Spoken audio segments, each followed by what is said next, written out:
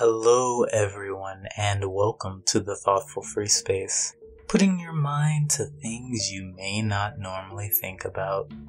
Today is the last day of October, and that means it is Halloween.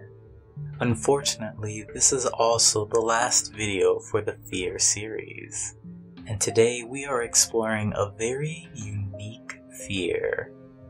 It has come up recently in the past 10 years and either fills you with disgust or dread. Today's fear is trypophobia. Let's get into it. Now, trypophobia is the fear of holes, and specifically this fear refers to holes that are both asymmetrical as well as extremely small, usually found in clusters. This fear is unique in that it is not actually classified as an official phobia, according to the American Psychiatric Association. It is also not used in scientific literature, and so even the name is more recognized on the internet versus the professional field. Even under these conditions, due to the amount of claims, it is counted as the number 10 biggest phobia in the world. Interestingly, this fear was first documented back in 2005 on a forum asking others if they experienced similar symptoms in regards to trypophobia. Now you may be wondering, why is trypophobia not considered a real phobia? So many people seem to have it examining the online community, but there is a lack of research in the scientific field. Well, part of the reason is because while many claim to have this fear, they do not share the same feelings as one with a phobia may have. If you remember my fear and phobias video, you will know a phobia is a fear that is persistent, abnormal, and causes irrational fear in others. Many who claim to have trypophobia do not experience this, and the feelings that mostly occur are those of disgust.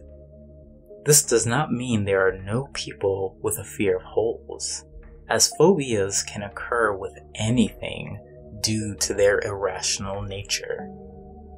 Now, getting deeper into trypophobia, those with this fear can experience symptoms when looking at very common things. Examples of this are honeycomb, lotus pods, sponges, as well as holes in fruits or vegetables. Now, the reactions to these materials are different among those who claim to have trypophobia. They can vary from feelings of disgust, skin crawling, itching, and the greatest being the triggering of panic attacks. So saying all of this, why does this fear occur? What are the causes behind trypophobia? Oddly enough, there are a few different possible causes based in science. First, it may be a traumatic experience, something from childhood that would fit under this category that causes us disgust. Next is that there may be an evolutionary basis behind it. Different types of animals, such as insects, spiders, and snakes, will create holes. All animals that we normally have an aversion to. We may be expecting something to come out of holes that we see, and this anticipation may cause us to be disturbed. Another reason is that many associate this with disease or injury.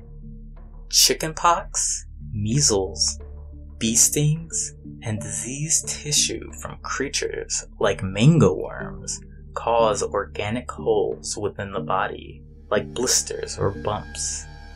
People or animals with these conditions are those we tend to have an unwillingness to go near.